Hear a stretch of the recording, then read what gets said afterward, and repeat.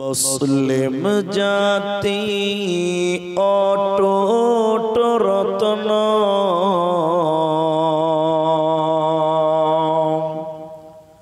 শোনেন মুমিন ভাই,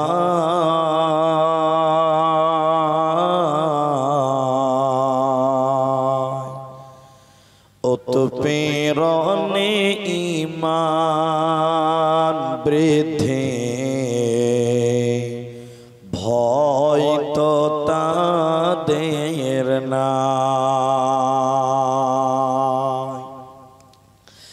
মুসলিম জাতি অটুট রত্ন, শোনেন মুমিন ভাই,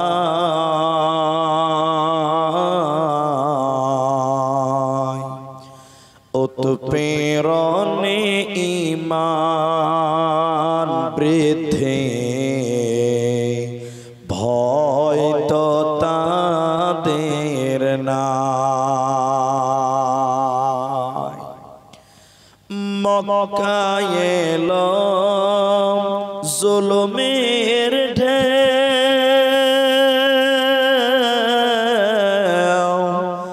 আত্মীয় স্বজন চিনল না কেউ, অবশেষে নবী আমার আসলেন মদিনায়,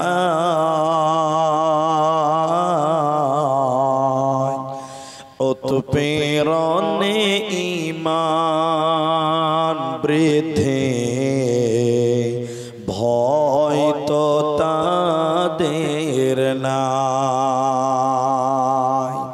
উৎপীড়নে ঈমান বৃদ্ধি, ভয় তো তাদের নাই। আম্মার ইয়াসির সুমাইয়ার কথা বলতে লাগে দারুণ ব্যথা, ঈমানের প্রেমে পাগল হয়ে আসলেন মদিনায়, উৎপীড়নে ঈমান বৃদ্ধি, ভয় তো তাদের নাই। মুসলিম জাতি অটুট রত্ন, শোনেন মুমিন ভাই, উৎপীড়নে ঈমান বৃদ্ধি, ভয় তো তাদের নাই। উৎপীড়নে ঈমান বৃদ্ধি, ভয় তো তাদের নাই।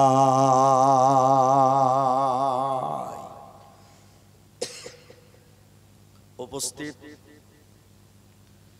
চলমান সভার যোগ্যতম সভাপতি, স্টেজে ওলামায়ে কেরাম, অতিথিবৃন্দ, আমার সামনে বসে থাকা দিনদার ইমানদার মুমিন ভাই সকল, দোয়ার কান্টারি মুরব্বী সমাজ, স্নেহের কচিকাচা, পর্দার অন্তরালে বসে থাকা মুমিনা সলেহা মা ও বোনেরা, প্রাণ প্রিয় রামরামপুর বরকতিপাড়া ভগবান গলা মুর্শিদাবাদবাসী, সর্বাগ্রে সে মহান মনিবের দরবারে শুকরিয়া আদায় করি যে আল্লাহ তাবারক ওয়া তাআলা আমাদেরকে এক মসজিদ কেন্দ্রিক আয়োজিত মাহফিলে বসিয়ে কোরআন এবং হাদিসের কথা বলার, আপনাদেরকে শ্রবণ করা যিনি তৌফিক ইনায়াত করেছেন, সেই মহান মনিবের দরবারে শুকরিয়া আদায় করি। আমরা সকলে একবার বলি আলহামদুলিল্লাহ। দরুদ ও সালাম বর্ষিত হোক সরকারে কায়নাত তাজদারে মাদানী নবী কুল শিরোমণি ইমামুল আম্বিয়া নবী মক্কি নবী মাদানী নবী আহমদ নবী মুহাম্মদুর রাসূলুল্লাহ সাল্লাল্লাহু আলাইহি ওয়াসাল্লাম। মোহতারাম ভাইও আজিজ ও বুজুর্গ দোস্ত, আমি কোরআনুল কারীম সূরা বাকারা থেকে একটি আয়াত এবং সূরা ইখলাস সম্পূর্ণটি পাঠ করেছি। উল্লেখিত আয়াত এবং হাদিস এবং একটি হাদিস পাঠ করেছি।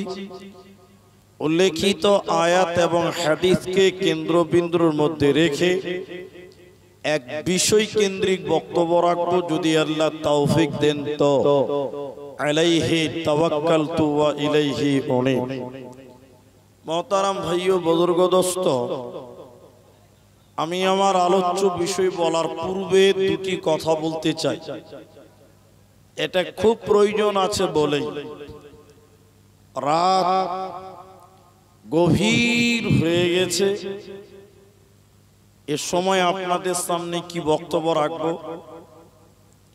পরিস্থিতি দিক দিকে লক্ষ্য করে মন মানসিকতাও খুব একটি ভালো নেই।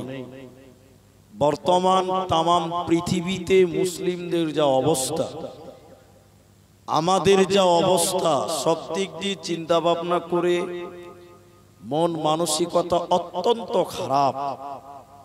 তারপরেও আমার আগে দুইজন বক্তা বক্তব্য রেখেছেন।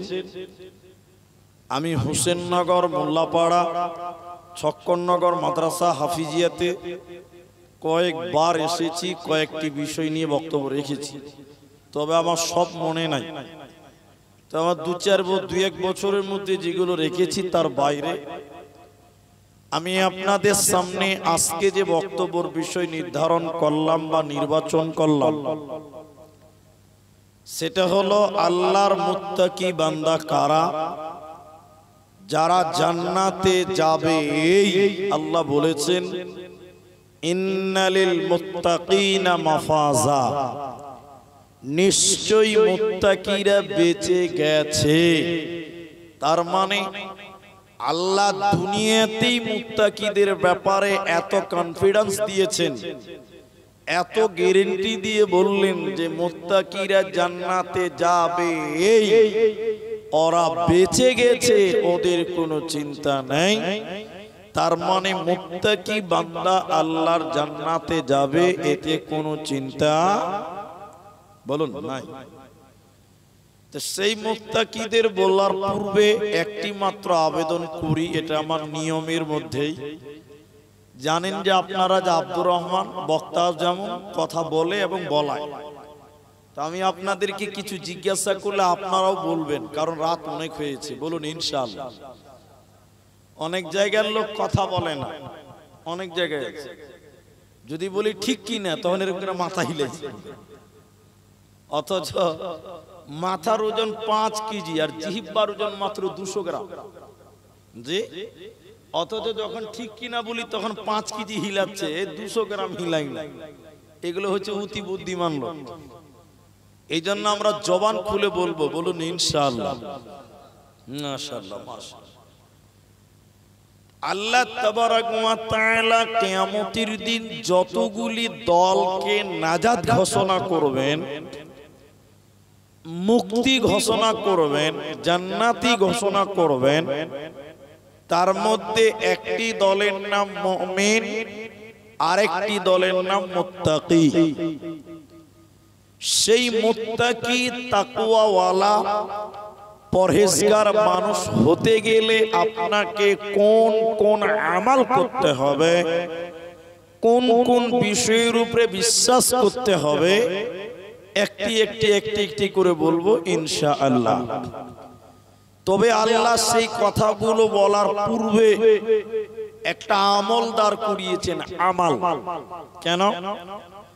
ওটা এমনই একটি আমল যে আমল না করলে পৃথিবীতে কোনো আমল করে আল্লাহর জান্নাত যাওয়া হবে না।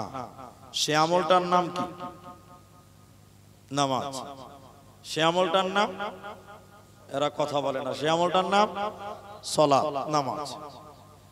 আল্লাহ তাবারাক ওয়া তাআলা বলেন সূরা বাকারা সূরা নাম্বার 2 পারা নাম্বার 2 রুকু নাম্বার 21 লাইন নাম্বার 12 আয়াত নাম্বার 177।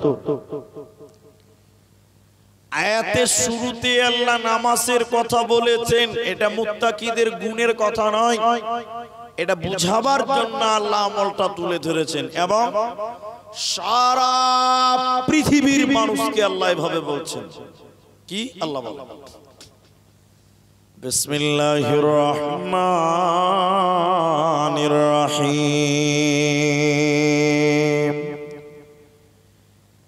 লাইসাল বিররা আন তুওয়াল্লু উযুহাকুম কিবালাল মাশরিকি ওয়াল মাগরিবি। আল্লাহ তাবারাক ওয়া তাআলা বলেন মাশরিক কিংবা মাগরিবে সাজদা করার নাম মানে পূর্ব এবং পশ্চিমে সাজদা করার নাম পূর্ণাঙ্গ কামিয়াব নয়। বরকতি পাড়ার মুসলমান, ভগবান গোলার মুসলমান, আমরা পশ্চিমে সাজদা করি, পূর্ব দিকে করি না। পূর্ব দিকে সাজদা করে অমুসলিমেরা, যাদেরকে আমরা হিন্দু বলে বলে যাকে, তারা পশ্চিম দিকে নয় বরং তারা পূর্ব দিকে মাথা নত করে, আর আমরা মুসলমানেরা পশ্চিম দিকে সাজদা করে। তো আল্লাহ তাবারাক ওয়া তাআলা বলেন পূর্ব কিংবা পশ্চিমে সাজদা করার নাম, তার মানে নামাজ পড়ার নাম পূর্ণাঙ্গ কামিয়াব নয়। তো নামাজটা আল্লাহ পূর্বও বললেন পশ্চিমও বললেন, দুই রকম বললেন কেন? এই দুই রকম বলার অনেকটি কারণ আছে। এর ভিতরে কোরআনের ভিতরে যত আদেশ আল্লাহ করেছেন শুধু ভারতবর্ষের জন্য নয়, বাংলাদেশ পাকিস্তানের জন্য নয়, বরং তামাম পৃথিবীর জন্য আল্লাহ কোরআনে আদেশ করেছে। তাহলে আল্লাহ পূর্ব এবং পশ্চিম দুইটাকেই নামাজ বুঝালেন কেন? এর মানে হলো কাবার পশ্চিমে যারা থাকবে তারা পূর্ব দিকে সাজদা করবে, আর যারা পূর্ব দিকে থাকবে তারা পশ্চিম দিকে সাজদা করবে। মানে কাবাকে কিবলা বানিয়ে নামাজ পড়তে হয়। এজন্য বাইতুল্লাহতে মক্কাতে মানুষের গোল করে নামাজ আদায় করে। আমার আল্লাহ বলেন পূর্ব কিংবা পশ্চিমে সাজদা করার নাম, এর মানে তামাম দুনিয়ার মানুষদেরকে বললেন শোনো, কাবার দিকে সাজদা করার নাম মানে নামাজ পড়ার নাম পূর্ণাঙ্গ কামিয়াব নয়। এর মানে একটা লোক নামাজ পড়লো, ওই লোকটা জান্নাতে যাবেই যাবে যাবে যাবে, এই গ্যারান্টি পৃথিবীর কেউ দিতে পারে না, পারবে না।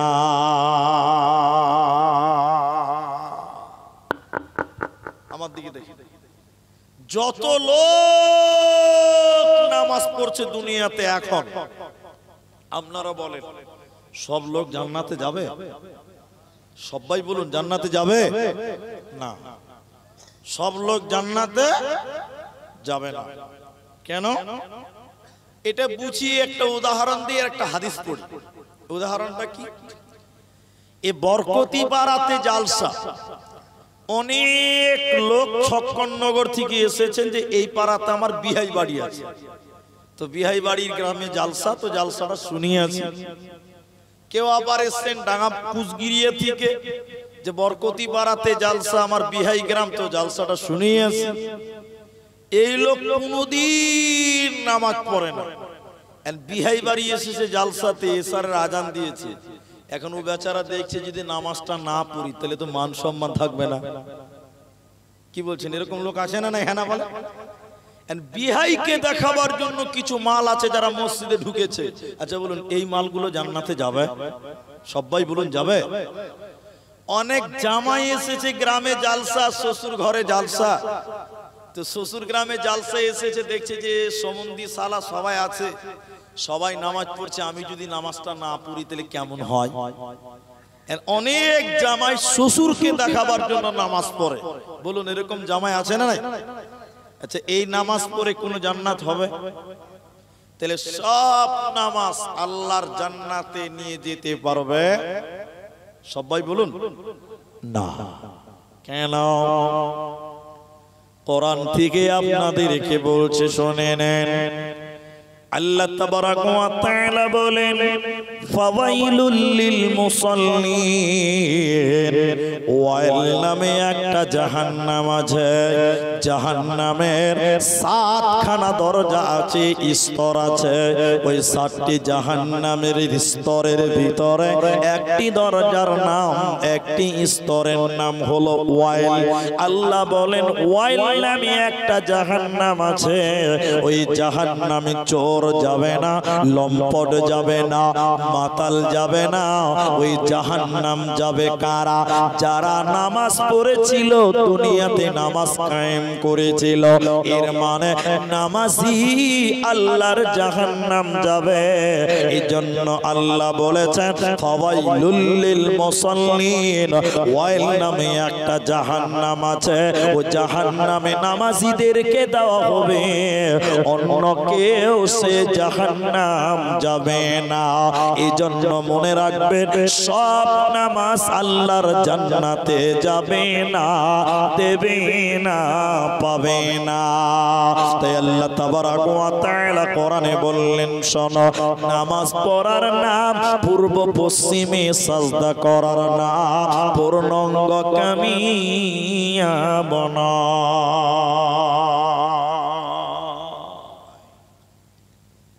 শুধু নামাজ পড়লে জান্নাত হবে, মিথ্যা কথা। আল্লাহ কোথাও বলেনি কোরআন 30 পারার মধ্যে যে নামাজ পড়লেই তোরা জান্নাতে যাবি, এ কথা আল্লাহ বলেনি।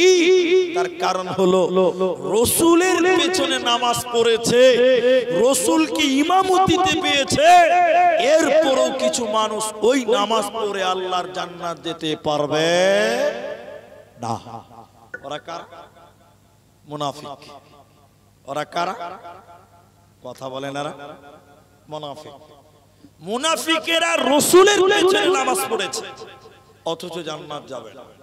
তাহলে বলুন, সব নামাজি আল্লাহর জান্নাত যাবে? তাহলে এখন আপনাদেরকে প্রশ্ন করছি, তাহলে কি নামাজের গুরুত্ব ইসলামে কম? এরা কথাই বলে না। নামাজের গুরুত্ব কম না বেশি? সবচেয়ে গুরুত্ব কার বেশি? বলুন নামাজের। কার? নামাজের। ইমানের পরে সর্বপ্রথম নামাজ। সর্বপ্রথম কি? নামাজ। তার নামাজের গুরুত্ব তো কম নয়। আল্লাহ রাসূলের ইতিহাস যদি দেখেন, তারিখ যদি পড়েন, বুখারী মুসলিমের হাদিস যদি আপনি শুনেন, আপনার নামাজের প্রতি মহব্বত বাড়বে। নামাজের এত গুরুত্ব যা আপনি কল্পনা করতে পারবেন না। চলেন একটা ইতিহাস শুনে আপনাকে হাদিস। আল্লাহর নবী বৃহস্পতিবারের দিন তিনার জ্বর শুরু হলো। বৃহস্পতিবার জ্বর হালাতে নবীজি পার করলেন, শুক্রবার হলো। নবীজির জ্বর কমলো না, আরো বেড়ে গেল। শনিবার হলো। যতদিন যাই নবীজির বুকের ব্যথা, জ্বর যেন আরো বেড়ে যায়। রবিবারের দিনে বিশ্ব নবীর এত জ্বর, এত জ্বর, এত জ্বর। এই জ্বরের কারণে নবী থরথর করে কাঁপছে। নবীজির শরীরে কোনো বল নাই, নবীজি যেন অজ্ঞান হয়ে যায়। রবিবার রাত্রি যখন গভীর হয়ে গেল, আল্লাহর নবী 2 রাকাত নামাজ পড়ে নিলেন। এমন সময় এতটাই নবীজির জ্বর, এই জ্বরের কারণে নবীজি অজ্ঞান হয়ে গেল, বেহুশ হয়ে গেলেন, জ্ঞান হারিয়ে গেল। নবীজির যেন হুঁশ নাই। এমন সময় মসজিদে নববীতে হযরত বেলাল যেন ফজরের আযান দিল। সাহাবীরা একজন একজন করে মসজিদে এলো, নবীজির জন্য অপেক্ষা করছেন, নবীজি আসবেন, ইমামতি করবেন। কিন্তু নবীজির শরীরে এতটাই জ্বর, এই জ্বরের কারণে নবীজি অজ্ঞান হয়ে পড়ে আছে। নবীজির শরীরে যেন কোনো রকম জ্ঞান নাই। সাহাবীরা নবীজির অপেক্ষা করতে করতে নবীজিকে যখন পেল না, তখন সাহাবীরা কাঁদতে কাঁদতে কাঁদতে কাঁদতে হযরতে আবু বকরকে ইমাম বানিয়ে সাহাবীরা নামাজ আরম্ভ করলেন। নবীজি জ্ঞান ফিরে পেল। নবীজি এমন সময় জ্ঞান ফিরে পেলেন, নবীজি যেন হুঁশ ফিরে পেল। নবীজি জ্ঞান ফিরেই বললেন, আয়েশা রে, এখন কোন টাইম রে আয়েশা তুমি বলো? মসজিদে নববীতে কি ফজরের আযান দিয়েছে রে আয়েশা? আম্মা জান আয়েশা বলেন, ইয়া রাসূলুল্লাহ, ইয়া হাবিবাল্লাহ, দয়ার নবী গো, শুনিলেন আপনি মসজিদে নববীতে অনেকক্ষণ আগে আযান দিয়েছে। সাহাবীরা আপনার অপেক্ষা করতে করতে আপনাকে না পাওয়ার কারণে আমার আব্বা আবু বকরকে ইমাম বানিয়ে নবীজির সাহাবী আবু বকর ইমাম বানিয়ে সাহাবীরা নামাজ আরম্ভ করেছে। নবীজির এতটাই জ্বর, নবীজি দাঁড়াতে পারেন না, নবীজি এতটাই দুর্বল, তিনি খাড়া হতে পারেন না। নবীজি বললেন, আয়েশা রে, আমাকে একটু ধরো, আমাকে একটু ধরো, আমি যাব মসজিদে নববীর দরজায়। বিশ্ব নবী দাঁড়াতে পারেন না, এতটা জ্বর নিয়ে নবীজি মসজিদের গেটে দাঁড়ালেন। লম্বা ইতিহাস আমি ছোট্ট করে বলি, অনেকটা ঘটনা মাঝখানে আছে। নবীজি বাড়ি ফিরে এলেন, সোমবার সকাল হলো। নবীজির জ্বর যেন আরো বেড়ে গেল, নবীজির জ্বর যেন আরো বেড়ে গেল, বুকের ব্যথাও যেন বেড়ে গেল। নবীজি থাকতে না পেরে বললেন, আয়েশা রে, তুমি আমার মেয়ে ফাতিমা কি খবর দাও। হযরত ফাতেমার কানে কানে কিছু বললেন, কিছু বললেন, কিছু বললেন। কি বললেন ওটা বলা হয়নি, কিছু বললেন। নবীজি হযরত ফাতেমা উপস্থিত রয়েছে। নবীজির জ্বরের কারণে নবীজি যেন অজ্ঞান হয়ে যায়। আম্মা জান আয়েশা তিনি তার উরুর উপরে নবীজির মাথা রেখেছিলেন। আম্মা জান আয়েশা একটা কাপড় ভিজিয়ে নবীজির কপাল যেন বারবার মুছে দিচ্ছিল। নবীজির মৃত্যুর জ্বালা, মৌতের জ্বালা, মৃত্যুর ব্যথা, মৌতের বেদনা নবীজি বুঝতে পারলেন। নবীজির বুকটা উঁচু হয়ে গেছে, নবীজি কাঁদছে, কখনো অজ্ঞান হয়ে যায়। নবীজি দাতন করতে পারছেন না, এত দুর্বল হয়ে গেছে। নবীজি এরকম কাঁদতে কাঁদতে অজ্ঞান হয়ে যায়, কাঁদছে। আবার কখনো এরকম মৃত্যুর অন্তিম মুহূর্তে নবীজি এত ব্যথা অনুভব করলেন। নবীজি মৃত্যুর ব্যথা যখন বুঝে নিলেন, এই দুনিয়া ছেড়ে যখন নবীজি চলে যাবেন, পৃথিবীর মায়া ছেড়ে যখন নবীজি এই দুনিয়া ত্যাগ করছেন, ওই অন্তিম মুহূর্তে নবীজি হাসান হুসেইনের কথা বলেননি, সাহাবীদের কথাও তিনি বললেন না। মৃত্যুকালে নবীজি বললেন, উম্মতেরে তোমরা শুনে নাও, আসসালাত আসসালাত ওয়া মালাকাত আইমানুকুম, নামাজ নামাজ নামাজ। হেরে আমার উম্মত, তোমরা নামাজ ছাড়বে না। নবীজি নামাজের কথা বলে, সালাতের কথা বলে পৃথিবীর মায়া ছেড়ে বিদায় হয়ে যায়। ও কি দারুণ বিধি, বিধি রে আমার, আয়না বিজের ইন্তেকালে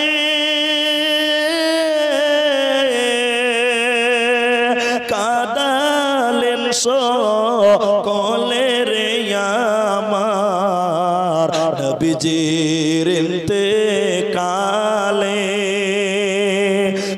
ফাতেমা বসিয়া কান্দে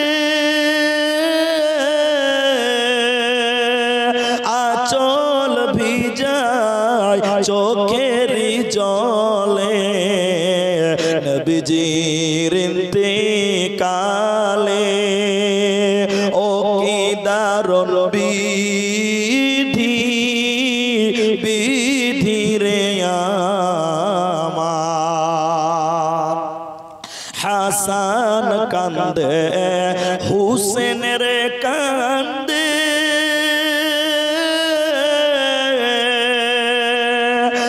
নাসির ইন্তেকালে রে আমার নবীজির ইন্তেকালে ও কি দারুণ বিধি বিধি রে আমার ও কি দারুণ বিধি বিধি রে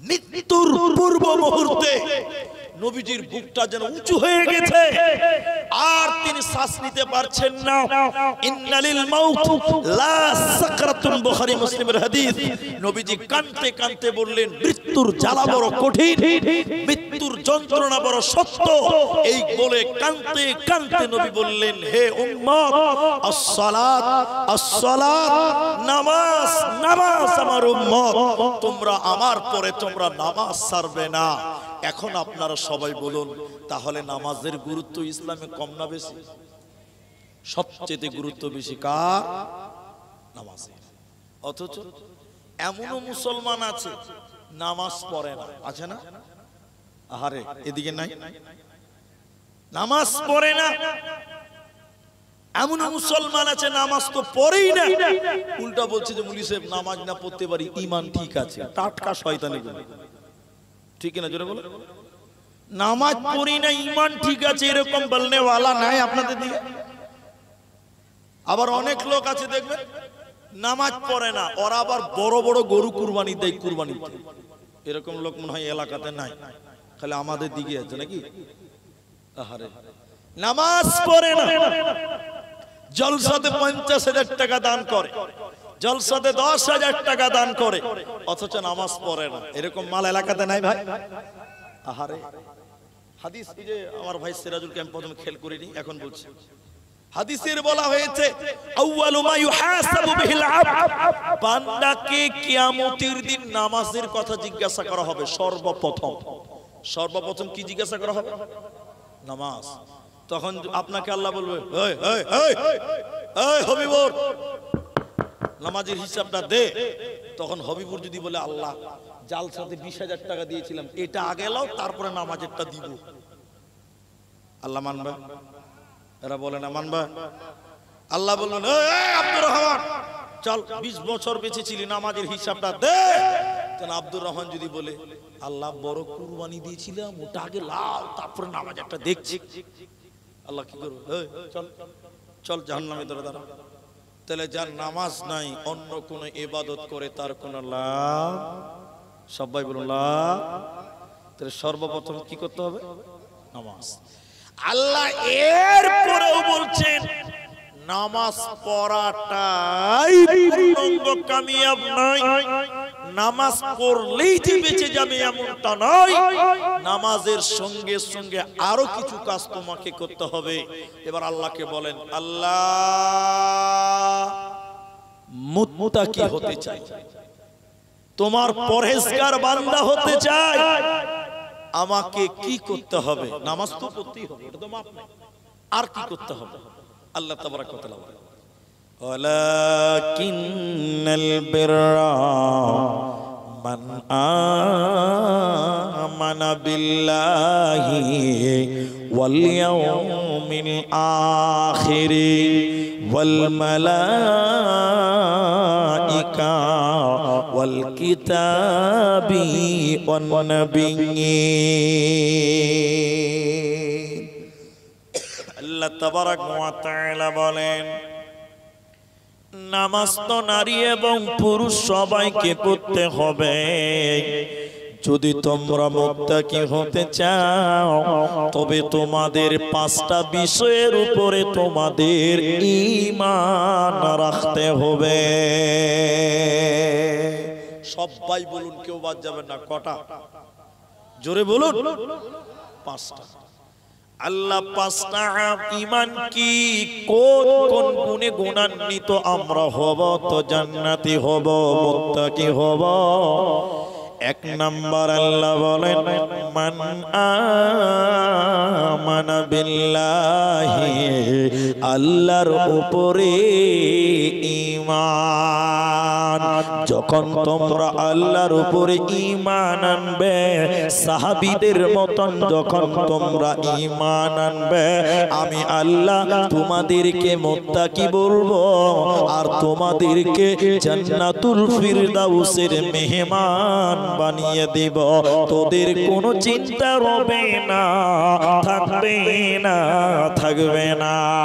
তাই আল্লাহ 1 নাম্বার বলেন, মান আমানা বিল্লাহ, আল্লাহর উপরে তোমরা ঈমান আনো।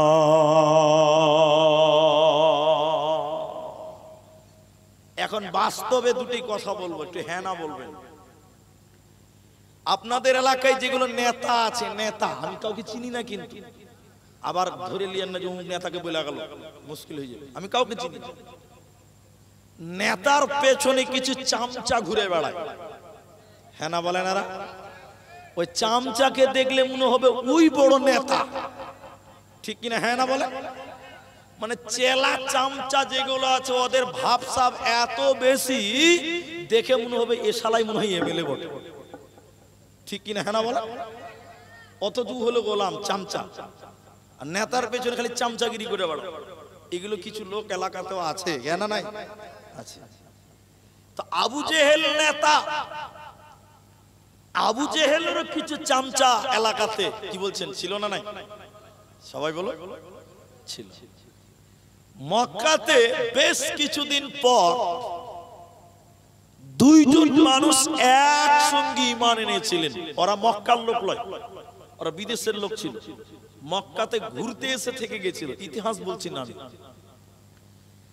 2টি লোক যখন ইসলাম কবুল করলেন, ঈমান আনলেন, এ 2টি বাইরের মানুষ। তারপর দ্বিতীয় পুরুষ পরিচয় হলো তারা চাকর চাকরান। তৃতীয় পরিচয় হলো তাদের স্বামী স্ত্রী। তাহলে 3টা পরিচয়। এক, ওই 2 জন বাইরের মানুষ ছিল, কথা বুঝতে পারলেন? 2, তারা ছিল চাকর চাকরানি, মানে গরিব মানুষ। কটা হলো? 2টা। 3 নাম্বার, তারা পরস্পরে ছিল স্বামী স্ত্রী। কটা হলো? 4 নাম্বার, স্বামীর নাম হযরতে ইয়াসির আর বিবির নাম হযরতে বিবি সুমাইয়া। তাহলে এরা দুর্বল না এরা ক্ষমতাশীল? এরা কথাই বলে না যে এতটি পরিচয় পাওয়ার পরে বুঝলেন এরা দুর্বল, এরা কমজোর। এরা যখন ইসলাম কবুল করলেন, ঈমান আনলেন, এই যে বর্তমান নেতাদের, এদিকে বর্তমান নেতাদের পেছনে যেমন চামচা ঘুরে বেড়ায় না, ওই আবু জেহেলের পেছনে কিছু চামচা চেলা চম্পট আছে। ওরা আবু জেহেলকে বলছে, ও নেতা, হে নেতা, খবর আছে। কিসের খবর? তুমি আর পারবে না মোহাম্মদের সঙ্গে, মানে নেতাকে জ্বালাইছে আর কি, খোঁচা মারছে। তো আবু জেহেল বলছে, কেন পারবো না? নেতা, তোমার কাছে খবর আছে। এখন মক্কাতে চাকর চাকরানিরাও আল্লাহর উপরে ঈমান আনছে, তোমার কাছে কোনো খবরই নাই, আর মোহাম্মদকে পারবে না। এর মানে বাজছে নেতাকে উস্কানি দিচ্ছে। এই হলো নেতা। আবু জেহেল বলল, না, এটা কোনোদিন মেনে নেওয়া যাবে না, এটা মেনে নেব না। আজকে এই গ্রামের জলসার জন্য মাইকিং হয়েছে, কাগজ প্রচার প্রসার হয়েছে, এরপরও সবাই কিন্তু আসেনি। আবু জেহেল বড় নেতা, তিনি ঘোষণা দিলেন, ও এলাকার লোকেরা, অমুক দিন অমুক টাইমে তোমরা একটা মাঠে জমা হবে, সেদিন কেউ যেন বাদ না যায়। গোটা এলাকার মানুষ একটি ময়দানে একটি জায়গায় জমা হওয়ার পর বেঈমান আবু জাহাল ওই বিবি সুমাইয়া ইসলাম কবুল করেছে তাকেও ডেকে নিয়ে এলো, আর তার স্বামী ইয়াসিরকেও ডেকে নিয়ে এলো। শত শত মানুষের ভিড়ে, হে মায়েরা বোনেরা কান করে শুনিলেন, আপনাদেরকে প্রথম বলতে চাই, শত শত মানুষের ভিড়ে বেঈমান আবু জাহাল বিবি সুমাইয়া মহিলা মানুষকে সামনে ডেকে বলল, সুমাইয়া রে, তুই আল্লাহর উপরে ঈমান এনেছিস, তুই আল্লাহর উপরে ঈমান এনেছিস, তুই বল ঈমান ছেড়ে দিবি কি দেবে না? বিবি সুমাইয়া মহিলা তিনি বললেন, রে বেঈমান আবু জাহাল, আমার জীবন চলে গেল, আমি ঈমান ছেড়ে দেব না, দেব না। বিবি সুমাইয়াকে শত শত মানুষের ভিড়ে বারবার আবু জেহেল বলল ঈমান ছাড়ার কথা, কিন্তু বিবি সুমাইয়া এমন ঈমানদার মহিলা, তিনি ঈমান ছাড়তে রাজি হলো না। এবার আবু জেহেল বলল, সুমাইয়া তুমি যদি ঈমান ছেড়ে না দাও, শত শত মানুষের ভিড়ে এর সুমাইয়া তোকে ল্যাংটা করে দিব, বিবস্ত্র করে দিব, নগ্ন করে দিব, উলঙ্গ করে দিয়ে অপমান করে দিব। সুমাইয়া বল, তুই ঈমান ছেড়ে দিবি কি দেবে না? মায়েরা আমার, বেটিরে আমার, খালা আমার, বিবি সুমাইয়া কাঁদতে লাগলেন, মাথা নিচু করে কাঁদতেন। এরপরও বিবি সুমাইয়া বলল, আমার জীবন চলে গেলে আমি ঈমান ছেড়ে দেব না, ছাড়ব না, ছাড়ব না। বলুন সুবহানাল্লাহ। এবার দেখেন সুমাইয়ার মাথা থেকে কাপড় খুলছে, মা আমার মাথা থেকে একদিক থেকে কাপড় খুলতে খুলতে খুলতে খুলতে সারা শরীরের কাপড় খুলে দিল। শত শত মানুষ দেখছে, এর বীরে কাপড় খুলে অপমান করতে লাগলো। কাপড় খুলে নাঙ্গা করে দেওয়ার পর বেঈমান আবু জাহাল বিবি সুমাইয়ার পিঠে মারেনি, হাতে মারেনি, পায়ে মারেনি।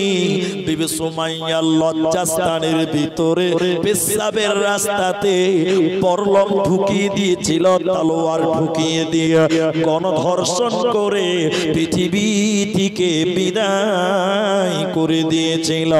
তারা আল্লাহর উপরে ঈমান এনেছিল, এরা জীবন দিয়েছে, কিন্তু তারা ঈমান ছাড়ে না, ঈমান ছাড়েনি। আল্লাহ তাবারাক ওয়া তাআলা বলেন, যদি তোমরা মুত্তাকি হবে রে, তোমাদেরকেও ওই সাহাবীদের মত আল্লাহর উপরে ঈমান রাখতে হবে, যদি তোমরা মুত্তাকি হতে যাও। বলুন সুবহানাল্লাহ। ইনি রক্তাক্ত হয়ে পড়ে আছে, এরপরে শত শত মানুষ, কেউ কথা বলতে পারে না। এই সিচুয়েশন, এমন পরিস্থিতিতে বেঈমান আবু জাহাল বলল, সুমাইয়ার স্বামী ইয়াসির কোথায়? তাকে টেনে সামনে না আনা হলো। এদিকে দেখি, তার হাত এরকম বাঁধা আছে, বেঁধে রেখে দিয়েছে। স্ত্রীকে ধর্ষণ করে হত্যা করা হলো, শহীদ করে দেওয়া হলো। এবার বেঈমান আবু জেহেল বলছে, ইয়াসির রে, তুই কি জীবন দিবি না ঈমান ছাড়বি বল? তুই কি তোর বিবির মতন জীবন দিবি না ঈমান ছেড়ে দিবি বল? হযরত ইয়াসির বলেছিল, বেঈমান, আমার বিবি সুমাইয়া শহীদ হয়ে গেছে, জান্নাতি মহিলা হয়ে গেছে, আমিও শহীদ হয়ে যাব, কিন্তু আমি ঈমান ছাড়ব না। লম্বা লম্বা ইতিহাসের সারমর্মটা নেন।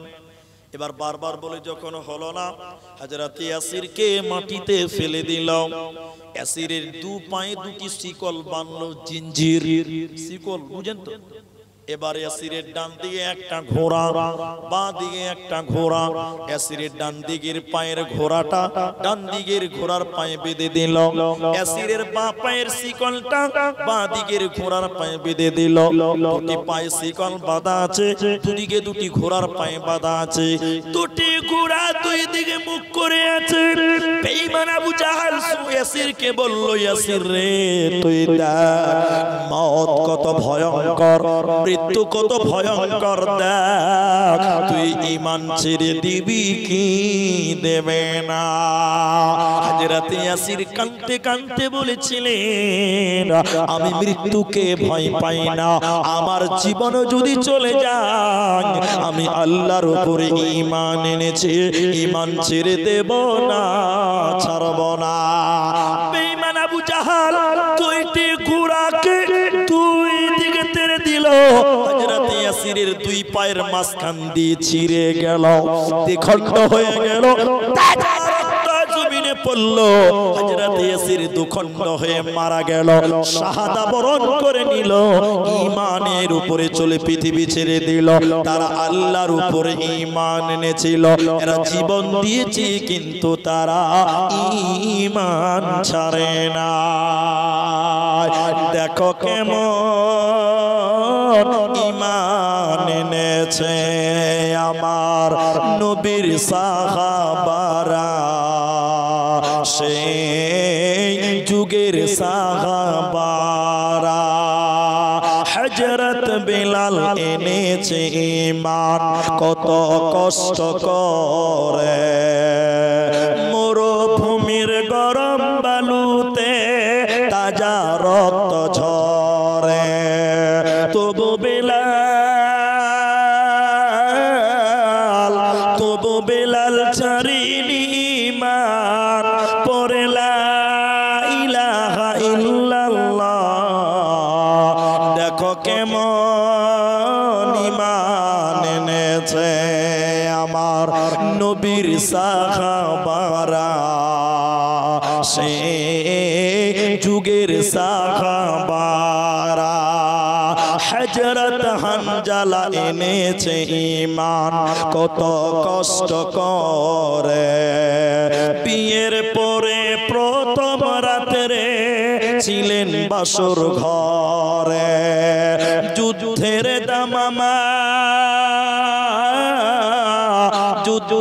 দামামা উঠলো বেজে, হলো না গোসল করা। দেখো কেমন ঈমান এনেছে আমার নবীর সাহাবারা, সেই যুগের সাহাবারা। তারা মৃত্যুকে বরণ করেছে, কিন্তু তারা ঈমান ছাড়ে। এই জন্য আল্লাহ বলছেন, তোমরা ঈমান আনো। বলে কেমন ঈমান আনবো? তাদের মতন ঈমান, অর্থাৎ সাহাবীদের মতন। আমরা একটা কথা বলি না, কথার মাঝে একটা কথা কি বলি বলুন তো? আপনার ছেলেটা পড়তে বসছে না, আপনি কি বলেন? চল পড়তে বস। দেখ জমশেদের ছেলেটা কত ব্রেনিয়ান ছেলে, গোটা পশ্চিমবঙ্গে মাধ্যমিকে ফার্স্ট হয়েছে, ওর মতন হ।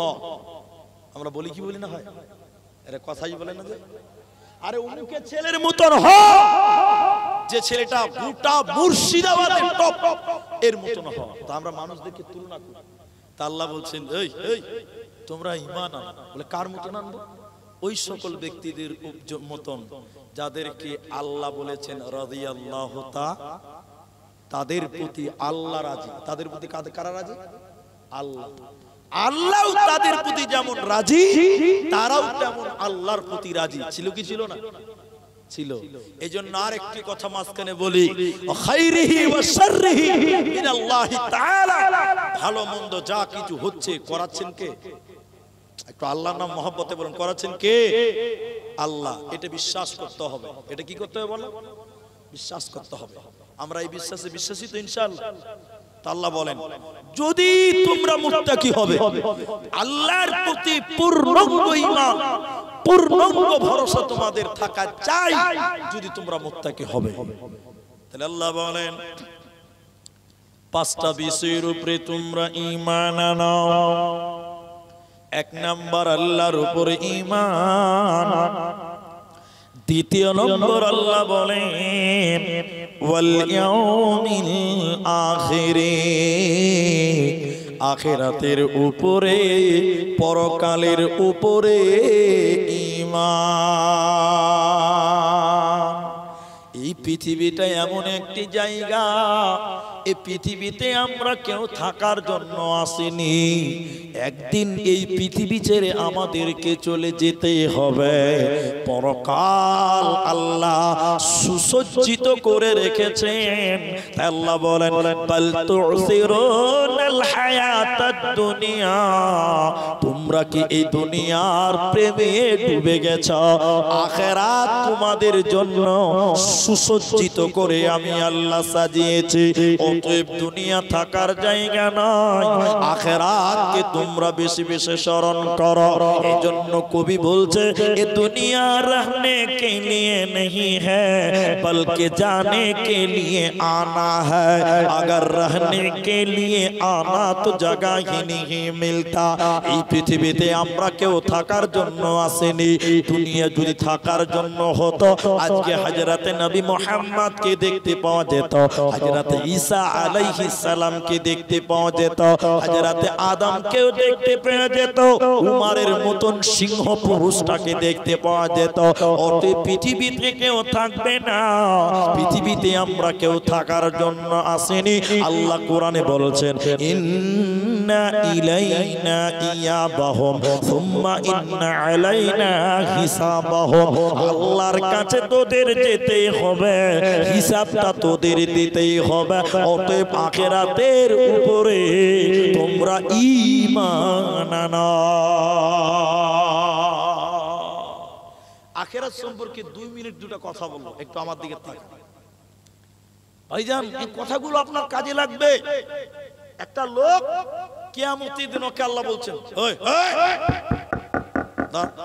দাঁড়া, স্ট্যান্ডার্ড দাঁড়া, এক কত বাঁধাবি না, দাঁড়া। এদিকে দেখি, এদিকে দেখি, লোকটা কিরকম বাঁধা আছে, এরকম করে বাঁধা আছে, তার হাত এরকম পাছা থেকে বাঁধা আছে। ওলামাদের জিজ্ঞাসা করুন, যত বড়ই মায়ের বেটা হোক, তাতে নরেন্দ্র মোদী হোক চাই অমিত শাহ হোক না কেন, কিয়ামতের দিন এরকম পিছনে বাঁধা থাকবে। আল্লাহ বলছেন স্ট্যান্ডার্ড দাঁড়া, দাঁড়া, এক কত বাঁধাবি না, দাঁড়িয়ে যাবে কিয়ামতের ময়দানে। এদিকে দেখেন হাত বাঁধা দাঁড়িয়ে আছে। ওই যে সূর্যটা আজকে কত উপরে, কোটি কোটি মাইল উপরে, আল্লাহ সূর্যকে টেনে নিচে করে দিবেন। এত নিচে করবেন মানুষের মাথার 1 বিঘত মতান্তরে 1 মাইল উপরে মানুষের মাথার উপরে সূর্য চলে আসবে। সূর্যের তাপের কারণে যুবক মানুষ বৃদ্ধ হয়ে যাবে, বৃদ্ধ মানুষের চামড়াগুলো ঝলসে যাবে, পুরে সাদা হয়ে যাবে। সূর্যের তাপে মানুষেরা বৃদ্ধ হয়ে ঘেমে ঘেমে ঘেমে ঘেমে ঝলসে যাবে। এবার আল্লাহ বলবেন ফেরেশতারা জাহান্নামে 70,000 লাগাম আছে। সবাই বলুন কত হাজার? প্রত্যেকটা লাগামে 70,000 করে ফেরেশতা আছে। আল্লাহ বলবেন এই ফেরেশতারা জাহান্নামকে নিয়ে এসো, নিয়ে এসো, নিয়ে এসো। এই লোকটাকে বাধা আছে, দাঁড়িয়ে আছে সূর্যের নিচে। এবার ফেরেশতারা জাহান্নামকে আমার দিকে দেখবেন, টেনে টেনে টেনে টেনে মাহশারের ময়দানে জাহান্নাম নিয়ে চলে আসবে। শুনতে খুব সহজ মনে হচ্ছে, জাহান্নাম মেঘের গর্জনের মতন গর্জন মারবে, জাহান্নাম বাঘের মতন গর্জন মারবে আর বলবে আল্লাহ বেনামাজি গুলো কোথায়, আমাদেরকে দেন, আমরা তাকে শাস্তি দিব। অত্যাচারী গুলো কোথায়, আমাদের কাছে দেন, আমরা তাকে শাস্তি দিব।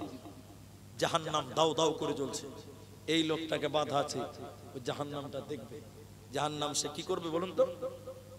দেখতে পাবে, জাহান্নাম দেখবে আর বলবে কি ব্যাপার, এটা কেন, এটা কাদের জন্য? আল্লাহ তাবারাক ওয়া তাআলা তখন বেঈমানদেরকে বলবে, মুজরিমের দল, এটা কি চিনতে পারছো? এটা কি?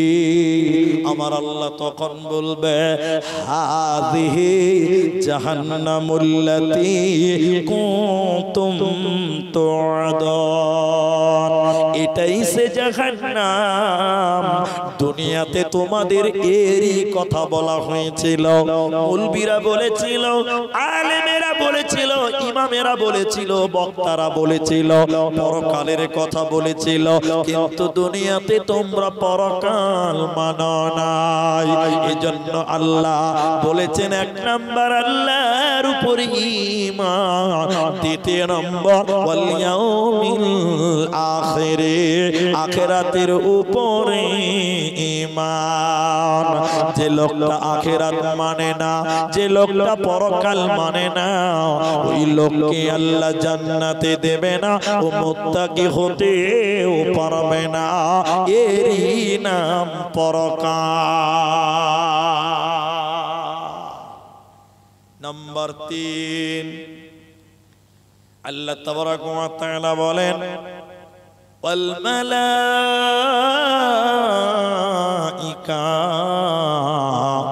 ফেরেশতাদের উপরে ঈমান।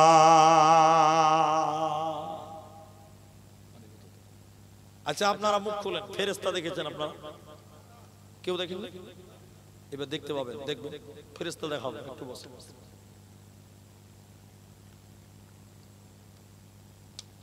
আপনাদের এই হাজারদুয়ারি আছে না, এখান থেকে 10 কিলোমিটার দেখলাম, হাজারদুয়ারি, ওর পাশে একটা মাদ্রাসা আছে, রঞ্জিত পাড়া, চেনেন তো? আমি 2 বার গেছি ওখানে। তো রঞ্জিত পাড়া মাদ্রাসায় যেদিন জালসা করেছি, ওই দিন আমি হাজারদুয়ারি ঘুরেছি, 2 দিনই ঘুরেছি। আপনারা কথা শুনছেন না আমার? এটা বেফালতু গল্প নয়, এটা কারণে বলছি। তো মাগরিবের সময় যখন হাজারদুয়ারিতে ছিলাম, আমি 2 দিন শুনেছি আজান শুনতে পাচ্ছি, আজান, আজান। আজানটা কাদের? শিয়াদের আজান, শিয়াদের। আমার চেয়ে আপনারা ভালো জানেন, এরা জানেন না? শিয়া বুঝেন না তো, শিয়া বুঝেন না, এবার বুঝবেন। শুনেন তাহলে, শুনেন একটু। আমরা আজান দিলে কি বলি বলুন তো? এদিকে দেখেন, এদিকে। আশহাদু আন্না মুহাম্মাদার রাসূলুল্লাহ বলি না? আমি বাকিটুকু বলবো না, তাহলে বলবো আজান দেওয়া বক্তা আছে, এটা আজান দিব না। কিন্তু শিয়ারা এটা বলে না। শিয়ারা কি বলে জানেন? এদিকে দেখেন, আশহাদু আন্না আলিয়্যুন নাবিয়্যুল্লাহ। বলুন নাউযুবিল্লাহ। আরো আছে, আমি এটুকু বলছি, সম্পূর্ণটা বলতে মুশকিল হয়ে যাবে। তাহলে আমরা নবীর নাম বলছি, ওরা আলীর নাম বলছে। পার্থক্য কোন জায়গাতে? পার্থক্য আছে। শিয়া, যারা শিয়া, আমরা বলি এই কোরআনটা আল্লাহ নাজিল করেছেন নবী মুহাম্মদুর রাসূলুল্লাহ তার উপরে। শিয়ারা বলে না, শিয়াদের দাবিটা আমার নয়, এটা শিয়াদের দাবি। শিয়ারা বলছে যে এই কোরআনটা আল্লাহ জিবরাইলকে দিয়ে বলেছিল, জিবরাইল তুই যা এই কোরআনটা আলীকে দিয়ে দে। এটা কারা বলছে? শিয়ারা বলছে। জিবরাইলকে আল্লাহ বললেন তুই যা এই কোরআনটা আলীকে দিয়ে দাও। তো জিবরাইল বদমাশ, নাউজুবিল্লাহ, আস্তাগফিরুল্লাহ, জিবরাইল বদমাশি করেছে, এই কোরআনটা আলীকে না দিয়ে দিয়েছে নবী মুহাম্মদুর রাসূলুল্লাহ। এজন্য এখনো তারা বলে নবী যদি হতেন তো আলী হতেন, মুহাম্মদ নবী হয়েছে জিবরাইলের বদমাশি করার লিগা। বলুন না নাউজুবিল্লাহ। এজন্য ওদের জিবরাইলের প্রতি কোনো বিশ্বাস, এরা কথা বলে না, নাই। আল্লাহ বলছেন মালাকুন এক বচন, মালাইকা বহু বচন। আল্লাহ বলছেন আমার কোটি কোটি মিলিয়ন বিলিয়ন ফেরেশতা আছে, ওই ফেরেশতাগুলোর উপরে ঈমান রাখতে হবে যদি তোমরা মুত্তাকি হতে চাও। এখন যে কথাটা বলছিলাম, ফেরেশতা আপনারা দেখেছেন কেউ? এবার দেখবেন, 2টি হাদিস বলবো, একটু দেখেন আমার দিকে। আপনাদের কষ্ট হচ্ছে কি? এটা লোক সাদা ধবধবে পাঞ্জাবি পায়জামা পরে আছে। আমি ছোট্ট করে বলছি, লম্বা সময় নেব না। সাহাবীরা নবীজির চারদিকে বসে আছে।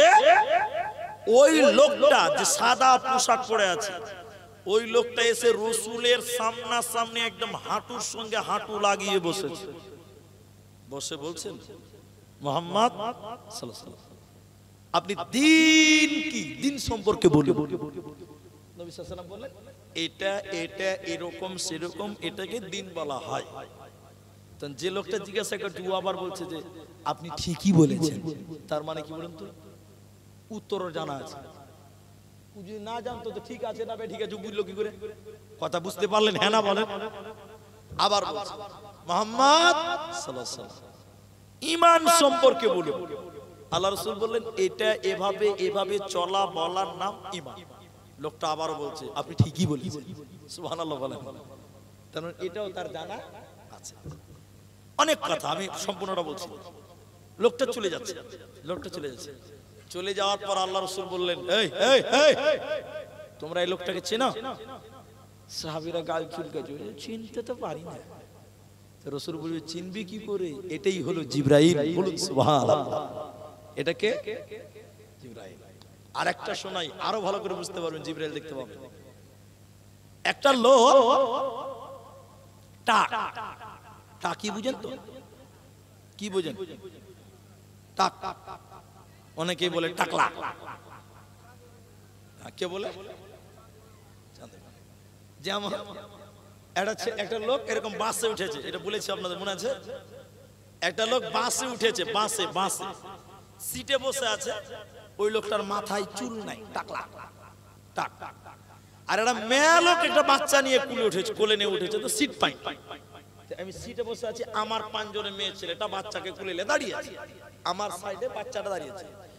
বাচ্চাটা মায়ের কোল থেকে পা বাড়াতে বাড়াতে বাড়াতে বাড়াতে ওই লোকটা টাকলাতে যেরকম পা ঘষছে, পা ঘষছে আর কইছে, মাগে দেখ লোকটা কেমন করে চুল কেটে, চারো সাইডে চুল রেখে দিয়েছে, মাঝখানে কেটে রেখে। তো লোকটা বলছে, মেয়ে লোকটা রেগে গেছে, কেমন ধমকাছো তুমি? বাচ্চা ছেলে ফেরেশতা। ফের খানিকক্ষণ পর বাচ্চা ছেলে কত বদমাশ, और পা খানটা নিয়ে যে আবার ওর চাঁদি এরকম ঘষছে আর বলছে, মাগে দেখ লোকটা কেমন করে চুল কেটে। তো এরকম এই লোকটাকে টাক বলে। এটা হাদিস, এখন যেটা বলবো এটা হাদিস। এটা লোক টাক, পুরো চুল নেই। ফেরেশতা এসে বলছে, এদিকে দেখেন, ওদিকে দেখিয়ে না, ওদিকে জাহান্নাম চলে যায়, আমাদেরকে দেখি, এদিকে দেখি। এবার লোকটার কাছে ফেরেশতা এসে বলছে যে তুমি কি চাও, তুমি কি চাও? কাকে বলছে? যা টাক। লোকটা বলছে যে মাথা তো ফুটবল খেলার মা, যদি চুল টুল হয় তো লোকটা দেখতে ভালো লাগবে আমাকে, আমার এটাই চাও। তো আল্লাহ রাসূল এর ফেরেশতা বলছে ঠিক আছে, তোমাকে তাই দেওয়া হবে। আর কিছু চাও? বলে আমি গর্ভবতী উট চাই, যে উট বাচ্চা দিয়েছে। ঠিক আছে রব্বানা, তোমাকে তাই দেওয়া হবে। আমি খুব শর্টলে বলছি। আরেকটা লোক চর্মরোগ, চর্মরোগ স্কিনের প্রবলেম। ওই লোকটা এসে ফেরেশতা বলছে তুমি কি চাও? বলে আমার যদি চামড়া রোগটা ভালো হয়ে যায় তো খুব ভালো হয়। লোকেও ভালো বলবে, ঠিক আছে তাই হলো। আর কি চাও? বলছে আমি গরু, গাভী গরু চাই যে বাচ্চা দিতে পারে। আপনাদের কি কষ্ট হয়েছে ভাই? দুটো হয়ে গেল। তিন নাম্বারটা কি বলছে দেখেন এদিকে। আরেকটা লোক কানা, কানা কানা, চোখে দেখতে পাই। ফেরেশতা তার কাছে এসে বলছে তুমি কি চাও? বলছে আমি তো অন্ধ মানুষ, চলাফেরাতে খুব কষ্ট হয়, আল্লাহ যদি আমাকে চোখ দিত তো খুব ভালো হতো। বলছে ঠিক আছে তোমাকে তাই দাও। আর কি চাও? বলছে আমাকে যেটা ছাগলের বাচ্চা দিত আমার তাই চলতো, সত্যি যথেষ্ট, তাই দাও। তিনজন বড় লোক হয়ে গেল, তিনটা সমস্যা দূর হলো। বলুন আলহামদুলিল্লাহ। অনেক দিন পর এই যে যে যে টাকলা, এই লোকের কাছে একটা ভিখারি এসে, ভিখারি ভিখারি এসে বলছে ভাই আমি খুব গরিব মানুষ, তোমার তো মেলায় উট, তো তুমি একটা উটের বাচ্চা আমাকে দাও, আমি বিক্রি করে বাড়ি চলে। লোকটা বলছে হ্যাঁ তোকে উটের বাচ্চা দিব মানে তোর বাবার জমিদারি রাখা আছে নাকি? জানিস কত কষ্টের কামাই? বলছে দিবে না? বলছে না বাস দিল না, চলে এলো। এবার ওই গরুওয়ালা যাকে গাভীকে দিয়েছে, স্কিনের সমস্যা, ওকে বলছে ভাই আমি একটা গরিব মানুষ, মুসাফির মানুষ, কিচ্ছু নাই, একটা বাছুর যদি আমাকে দিতে বিক্রি করে বাড়ি চলে যেতাম। লোকটা বলছে হ্যাঁ মনে হচ্ছে চাইলেই পাওয়া যায় নাকি, রাস্তা মাপো পাবে না। দুজন দিল না, দুজন কি করলো না বলো, দিলই না। এবার 3 নাম্বার লোকটা যে ছাগলের বাচ্চা পেয়েছে, এই লোকটার কাছে গরিব মানুষটা যে বলছে যে ভাই আমি খুব মাহজুর কমজোর মানুষ, আমার কাছে কোনো টাকা নাই পয়সা নাই, আমি একজন মুসাফির মানুষ, একটা বাছুর ছাগলের বাচ্চা যদি তুমি দিতে অন্তত বিক্রি করে আমার ভাড়াটা হতো, আমি চলে যেতে পারতাম। ওই লোকটা বলছে যে ভাই আমি বড্ড গরিব মানুষ ছিলাম, আল্লাহ আমাকে কিছু চলার মতন ব্যবস্থা দিয়েছে ভাই, আজকে তুমিও তো গরিব মানুষ, আমিও তো গরিব ছিলাম, যাও তুমি একটা বাচ্চা বা দুটা বাচ্চা তোমার যা প্রয়োজন তুমি তাই নিয়ে চলে যাও। লোকটা বলছেন যে ভাই আমার দরকার নাই, আমি হলাম আল্লাহর ফেরেশতা, আল্লাহ তোমাদের 3 জনকে পরীক্ষা করার জন্য পাঠিয়েছিল, ওরা 2 জন ফেল, তুমি হয়ে গেছো পাস। বলুন সুবহানাল্লাহ। তাহলে এবার বলুন ফেরেশতা সত্য না মিথ্যা? এদিকে লোকটি কথা বলছে সত্য। আল্লাহ বলেন ওয়াল মালাইকা, কোটি কোটি বিলিয়ন মিলিয়ন ফেরেশতা আছে রে, ওই ফেরেশতাগুলোর উপরে তোদের ঈমান রাখতে হবে যদি তোমরা মুত্তাকি হতে চাও। 4 নাম্বার ঈমান কি? আল্লাহ তাবারাক ওয়া তাআলা বলেন ওয়াল কিতাব, এতে একের অধিক দ্বিবচন শব্দ এটা। আল্লাহ বলছেন আমার যত আসমানি কিতাব যেমন তাওরাত, ইনজিল, জবুর, কোরআন, আমি বুঝানোর জন্য একটি ব্যবহার করছি, শুনেলেন ওয়াল কিতাব বামানা ওয়াল কোরআন, এই কোরআনের উপরে তোমাদের ঈমান রাখতে হবে যদি তোমরা মুত্তাকি হতে চাও। এদিকে দেখেন খুব গুরুত্বপূর্ণ কথা বলছে এখন। আচ্ছা বলুন এই কোরআনে কোনো ভুল আছে? যারা মুখ খুলেননি তারা মনে করেন ভুল আছে নাকি? তো জোরে বলুন ভুল আছে? এই কোরআনে আমরা কোনো এই কোরআনের উপরে কোনো আইন আমরা মানবো না। মানবো? কোরআন যা বলে সব সত্য। বর্তমান পশ্চিমবঙ্গের এক নেতা, আমি নাম বলবো তার, পশ্চিমবঙ্গের এক নেতা ওয়াসিম সরকার, অসীম সরকার, মালটাকে চিনেন কিনা আপনারা? চেনেন না? আরে বিজেপির বর্তমান বিজেপি বয়স্ক করে ঢোকঢোল পিটি আর গান বলে অসীম সরকার, চিনেননি? এবার সার্চ করে দেখবেন। বলছে যে আমরা যদি পশ্চিমবঙ্গে বা পুরো ভারতেই ক্ষমতায় আসতে পারি তাহলে এই কোরআনকে আমরা সংস্করণ করব, জিহাদের আয়াতগুলো কেটে কেটে বাদ দিব। বলুন নাউজুবিল্লাহ। মানবেন?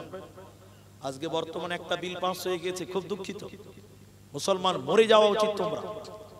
আজকে মুসলমান হয়েছে ওই কসাইয়ের ছাগলের মতো বর্তমান আমাদের অবস্থা, ঠিক কিনা জোরে বলুন? কসাইয়ের ছাগল বুঝেন তো? এরা বুঝে না।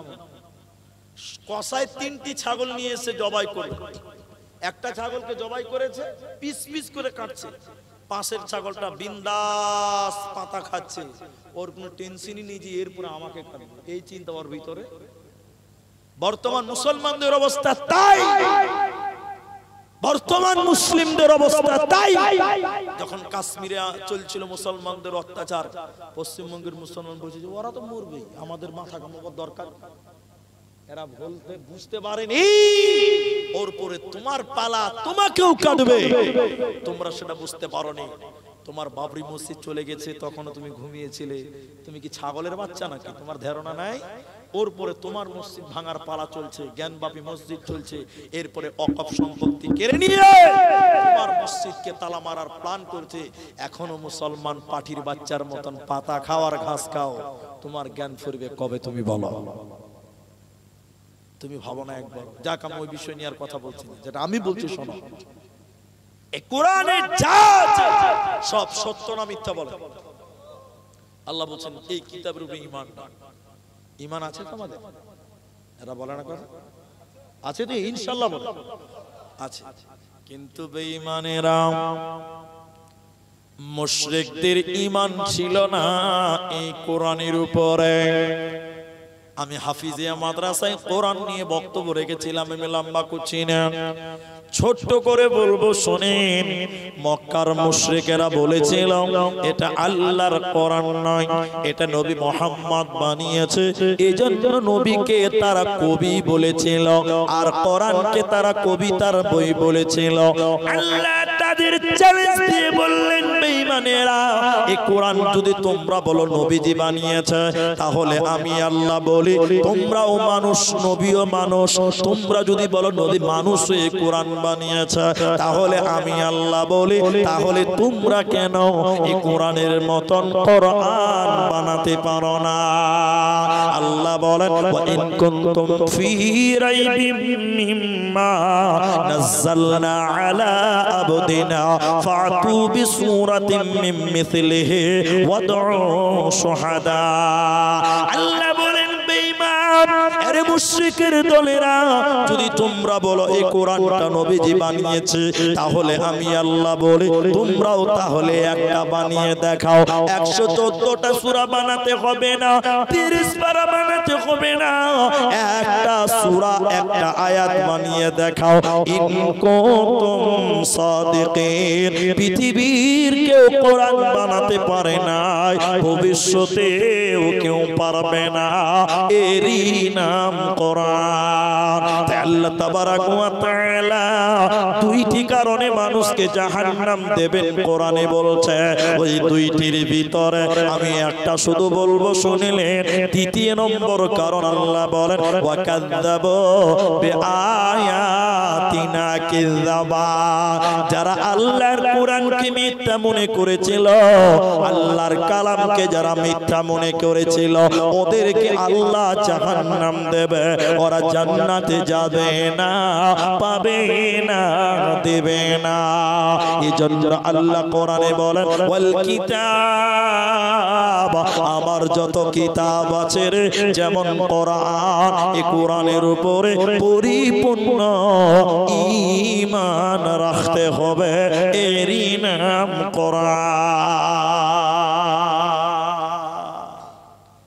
আর একটা কথা বলছি, এদিকে দেখেন কোরআনের ব্যাপারে আর একটাই মাত্র কথা বলবো, বেশি লাগবে কোরআনের ব্যাপারে একটা কথা, এটা মনে রাখবেন। কোরআন বেশি বেশি করে তেলাওয়াত করবেন, দুনিয়াতেও লাভ, মরার পরও লাভ। বলুন সুবহানাল্লাহ। দেখবেন দেখবেন দেখবেন আল্লাহ নবী বলছেন, আলিফ লাম মিম, তিনটা হরফ। যে ব্যক্তি তিনটা কথা বলবে, সঙ্গে সঙ্গে 30 নেকি তার আমলনামায় দেওয়া হবে। বলুন সুবহানাল্লাহ। কোরআনের প্রত্যেকটা অক্ষরে 10টি করে নেকি আল্লাহ দেবেন। বলবেন না সুবহানাল্লাহ? পৃথিবীর যত কিতাব আছে পড়লে আপনি নেকি পাবেন না, পাবেন? জ্ঞান বাড়তেও পারে, নাও পারে, কিন্তু কোরআন এমনই একটা কিতাব, পড়লে জ্ঞানও বাড়বে, নেকিও বাড়বে। বলুন সুবহানাল্লাহ। এজন্য আল্লাহ বলেন, ওয়ারাত্তিলিল কোরআন, তোমরা তেলাওয়াত করো কোরআন, সুন্দর করে সুর করে তারতিলের সঙ্গে তোমরা কোরআন তেলাওয়াত করো। তাহলে আমরা 4 নাম্বার ঈমান, কোরআনের উপরে ঈমান সবাই রাখবো। বলুন ইনশাআল্লাহ। আল্লাহ তাবারাক ওয়া তাআলা 5ম নম্বর বলেন, ওয়াল কিতাব ওয়ান নবিয়্যিন, নবীদের উপরে ঈমান।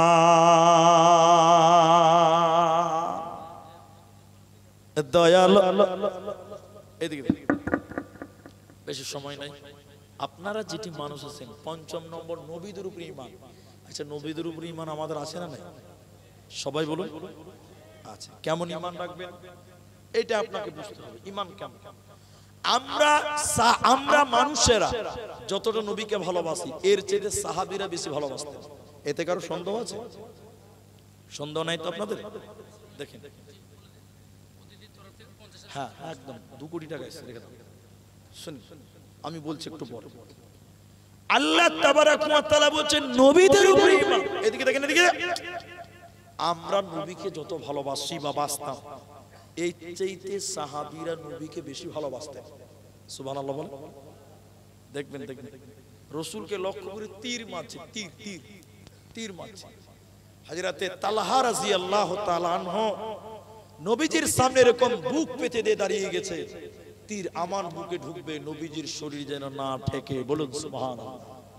আর এখন এখন বাড়ি যদি খালি পিস্তল নিয়ে একটা গুন্ডা ঢুকে যায়, বাপ একদিকে পালাবে, বেটা একদিকে পালাবে, চাচা আপনজান বাঁচা নাকি। অথচ রসুলের সাহাবী রসুলের সামনে নিজের জীবনটাকে এরকম বিলিয়ে দাঁড়িয়ে হয়ে গেছে, তীর লাগবে তো আমার শরীরে লাগবে, নবীজির শরীরে যেন না লাগে। বলুন সুবহানাল্লাহ। আল্লাহ বলেন নবীদের উপরে ঈমান রাখো। কেমন ঈমান রাখবেন? দুটি বলবো, বেশিক্ষণ লাগবে না। একটা সাহাবীদের, একটা মুনাফিকদের। সাহাবীদেরটা আগে শুনেন। এই যে রাস্তাটা আছে ওই দিকটা কি আছে, গ্রামটা না কুচগুড়িয়া আছে, এদিকে ওই দিক থেকে একটা কাফের উট নিয়ে আসছে, যাবে ওই দিকে। আর এই দিক থেকে ওই দিকে রসুল যাচ্ছে, রসুল যাচ্ছে, রসুল যাচ্ছে। এক কথাই বলে উত্তর দিক থেকে দক্ষিণ দিয়ে একটা কাফের যাচ্ছে উট নিয়ে বিক্রি করার জন্য, আর দক্ষিণ দিকে থেকে উত্তর দিকে যাচ্ছেন আল্লাহর নবী। রাস্তার মাঝামাঝি দিয়ে দেখা হয়েছে। আল্লাহ রসুল বলছেন ওই ওই ওই কোথায় যাবি রে? বলছে হুজুর বিক্রি করতে যাব। আল্লাহ রসুল বলছে ক টাকা নিবি? বলছে 12 টাকা দিবেন। বুঝার জন্য বলছি। আল্লাহ রসুল বলছে 10 টাকা দিব। দিবি? তো লোকটা ভাবছে যে তাহলে তো ভালোই হলো, তাহলে আমাকে বাজার যেতে হবে। আল্লাহ রসুল বলছে টাকা তো নিয়ে আনা হয়নি, উটটা তুই আমার বাড়িতে বেঁধে দিবি, টাকা নিয়ে ঘর যা। ঠিক আছে তাই হবে। এবার আল্লাহ রসুলের পেছন পেছন হাঁটছে। আচ্ছা আপনারা বলেন দামদার হয়েছে কি হয়নি? ক টাকা? 10 টাকা দামদার হয়ে গেছে।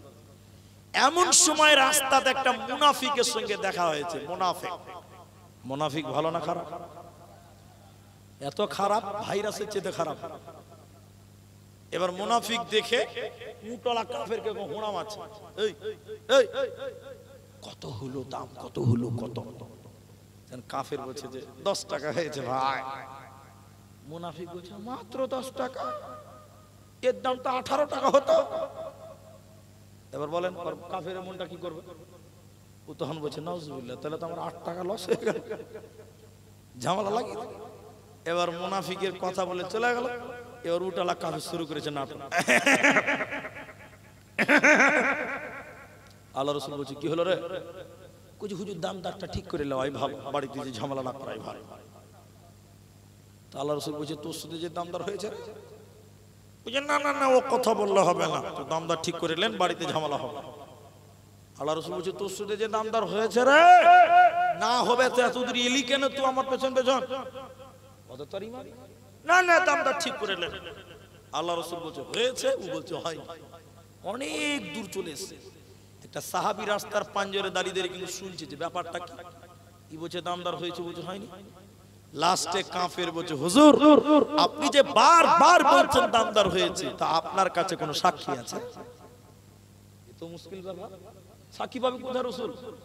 এই যে সাহাবী ডান দিকে দাঁড়িয়ে দাঁড়িয়ে শুনছে খাপার মতন। ই সাক্ষীর কথা শুনে বুক উঁচু করে এসে বলছে আমি সাক্ষীছি, তাড়াতাড়ি উঠ ছাড়, নয়তো চামড়া তুলে দেব একদম।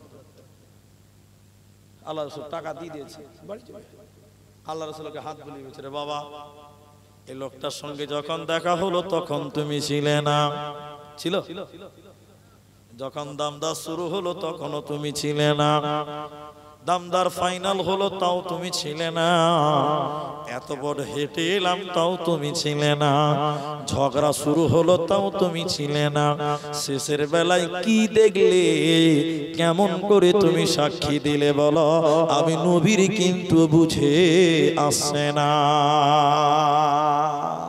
লোকটা বলছে থামেন থামেন, ইয়া রাসূলুল্লাহ আপনি বলেছেন নামাজ পড়ো জান্নাত যাবে, আমরা কোনদিন জান্নাত দেখি দেখেছেন না? নবী বলেছেন মূর্তি পূজা করো না, জাহান্নাম যাবে। আমরা কোনোদিন জাহান্নাম দেখিনি। আপনি বলেছেন রোজা করো, আল্লাহর সঙ্গে দেখা হবে। আমরা কোনোদিন আল্লাহকেও দেখিনি। তাহলে আপনার জবানকে আপনাকে বিশ্বাস করে আমার পুরো ঈমান দাঁড়িয়ে আছে। ওরকম একটা লোক, আপনার মতন একটা লোক একটা উটের ব্যাপারে মিথ্যে কথা বলবে, এটা কোনোদিন হতে পারে না, পারে না, পারে না। এই ছিল সাহাবীদের, নবীদের উপরে ঈমান। আল্লাহ তাবারাক ওয়া তাআলা বলেন ওয়াল কিতাল নবিয়্যিন, নবীদের উপরে ঈমান। আর একটা বলবো মাত্র, মুনাফিকদের ঈমান। আচ্ছা বলুন, ওই যুগের মুনাফিকরাও বিশ্বাস করতো নবী ঠিক বলেছে? বিশ্বাস করতো না? একটু বলি, একটু হ্যাঁ না বলেন। উমাইয়া নাম শুনেছেন? এরা শুনেনি মনে হয়, এরা খুব কষ্ট হয়েছে। তকবীর দেন, নারায়ে তাকবীর। এ দেখেন 1টা বাজতে 5 মিনিট বাকি আছে, তো 1টা বাজতে তো 5 মিনিট বাকি আছে। তাহলে আপনারা বেশি নয় 20-25 মিনিট বসেন, অসুবিধা আছে? একবার হাত তুলেন, সবাই হাত দেন। হাত তুলে নামাইছেন কেন? এ তো 5G স্পিড উঠছে আর নামছে ভাই। একবার তাকবীর দেন, নারায়ে তাকবীর। নামান, বলুন বসে থাকবো ইনশাআল্লাহ। 20 মিনিট টাইম বসেন, অসুবিধা আছে? হ্যাঁ, ফজর অবধি চলবে। জেনারেটর আছে তো, তেল ধারবে না, চলবে। ভাবছে এটা জেনারেটর চলছে, বুঝলেন? তো শুনেন এদিকে, মুনাফিক, এটা আপনারা সবাই বলুন, ভালো লাগবে। উমাইয়া নাম শুনেছেন? উমাইয়া নাম শুনেননি আপনারা? বলে দিয়েছি, মুনাফিকদের লিডার। এদিকে দেখেন, আমার দিকে তাকান ভাই, আমার দিকে তাকান, মায়েরা তাকান। উমাইয়া উটকে খেতে দিয়েছে সানি। সানি বুঝেন তো? উটকে সানি খেতে দিয়েছে। এদিকে দেখেন, আল্লাহ রাসূল উমাইয়ার সামনে দিয়ে যাচ্ছে, তো আল্লাহ রাসূল বলছে, এই এই এই বেটা মুহাম্মদ, চাচা ভাতিজাকে বলছে। আল্লাহ রাসূল বলছে, জি চাচা। উমাইয়া বলছে, দেখ এই যে উটকে খাওয়াচ্ছি না, এই উটের উপরে চেপে আগামী জিহাদে তোকে মারবো। কাকে বললো? নবীকে বললেন। কাকে বললো? আল্লাহ রাসূলকে মারবে। আল্লাহ রাসূল শুনলেন, এদিকে দেখেন, আমার দিকে দেখতে বলেছি, এরকম মাথা নিচু করলেন, এরকম নিচু করলেন। 2-4 সেকেন্ড থেকে মাথা চেড়ে বললেন, এদিকে দেখেন, চাচা উমাইয়া, আগামী জিহাদে তুমি মরবা। এবার কে বলেছে? নবী বলেছে। যেই বলে দিয়েছে আগামী জিহাদে মরবা, ওর ভিতর ভূমিকম্প চালু হয়েছে, ধারা ধারা ধারা ধারা। ও ভয়ে খাওয়া দাওয়া ছেড়ে দিয়েছে। উমাইয়ার স্ত্রী বলছে, কি ব্যাপার জি, তোমাকে রোগা রোগা লাগছে কেন? ওই যে বলিস না, মোহাম্মদকে বললাম উটকে কিলেছি, এর উপরে উঠে চাপে মারবো। উফের আঙুল তুলে বললো, উমাইয়া আগামী জিহাদে তুই মরবি। ওর স্ত্রী বলছে, কে বলেছে? মোহাম্মদ। মোহাম্মদ। ওর স্ত্রী মাথায় হাত দিয়ে বসে গেছে, বলছে আর উপায় নাই। ও তো কম বদমাশ নয়। উমাইয়া বলছে, রে খেপি, আমি জিহাদেই যাব না, দেখি মারে কি করে। ও তো কম বদমাশ, ই জিহাদেই যাবে না, দেখি মারে কি করে। এবার জিহাদে যাচ্ছে, সব মুনাফিকরা জিততে যাচ্ছে। মুনাফিকরা বলছে, এই এই লিডার কই, লিডার, নেতা কই, নেতা নেতা, উমাইয়াকে ডাক ডাক ডাক ডাক। উমাইয়া, উমাইয়া বাড়ির ভিতর থেকে বলছে, কি হলো? আস্তে করে বলছে, ঘরের ভিতর থেকে বলছে, কি হলো? আস্তে করে বলছে, বলতে না। এবার লোকজন বলছে, জিহাদে যাবে না। উমাইয়া আস্তে করে বলছে, শরীর খারাপ। কি খারাপ? আসলে কি শরীর খারাপ না মৃত্যুর ভয়? সবাই বলুন, মৃত্যুর ভয়। তখন কাফের বেঈমানেরা বলছে, নাটক, নাটক চলছে, নাটক, আমাদের সঙ্গে অভিনয়। ঠিক আছে, যেবি না তো যা, মোহাম্মদের পা ধরগা, গোলামিত্ব করগা, যা যা যা যা। এই যে উল্টা পাল্টা খিস্তি করতে লাগলো, সহ্য করতে না পারে উমাইয়া বলছে, তালোয়ারটা দে তো গে। ওর স্ত্রীকে বলছে, তালোয়ারটা দে তোকে। তালোয়ার দিলে দিয়েছে, তালোয়ার নিয়ে যুদ্ধে চলে গেল।